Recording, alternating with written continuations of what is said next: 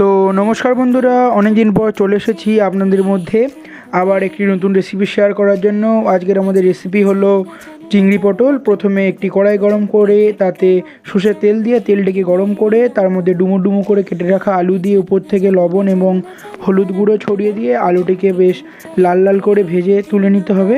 অবশ্যই একটু বেশি তেলেই আলুটিকে ভাজতে হবে। তারপর সেই তেলের মধ্যে দিয়ে দিতে হবে কেটে রাখা পটল এবং উপর থেকে লবণ দিয়ে ভালো করে পটলটিকে লাল লাল করে টান টান করে ভেজে তুলে নিতে হবে। তারপর সেই তেলের মধ্যে নুন হলুদ মাখানো চিংড়িটিকে দিয়ে চিংড়িটিকে ভেজে তেল শুদ্ধই তুলে নিতে হবে।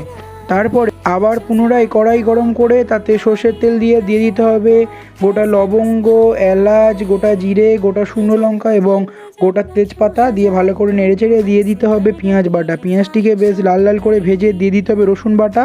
রসুন বাটাটিকে ভেজে দিয়ে দিতে হবে আদা বাটা। তারপরে উপর থেকে লবণ, কাশ্মীরি লঙ্কার গুঁড়ো, লাল লঙ্কার গুঁড়ো, ধনে গুঁড়ো, হলুদ গুঁড়ো দিয়ে মশলাটিকে ভালো করে কষিয়ে একটু বাটি ধোয়া জল দিয়ে উপর থেকে টমেটো বাটাটিকে দিয়ে মশলা বানিয়ে নিয়ে তার মধ্যে দিয়ে দিতে হবে ভেজে রাখা আলু এবং পটলটিকে দিয়ে ভালো করে কষিয়ে উপর থেকে ভেজে রাখা চিংড়ি দিয়ে একটু কষিয়ে নিয়ে পরিমাণ মতো জল দিয়ে ঢাকা দিয়ে ঝোল ফুটে গেলে উপর থেকে ঘি ছড়িয়ে দিলেই তৈরি আমাদের আজকের রেসিপি চিংড়ি পটল।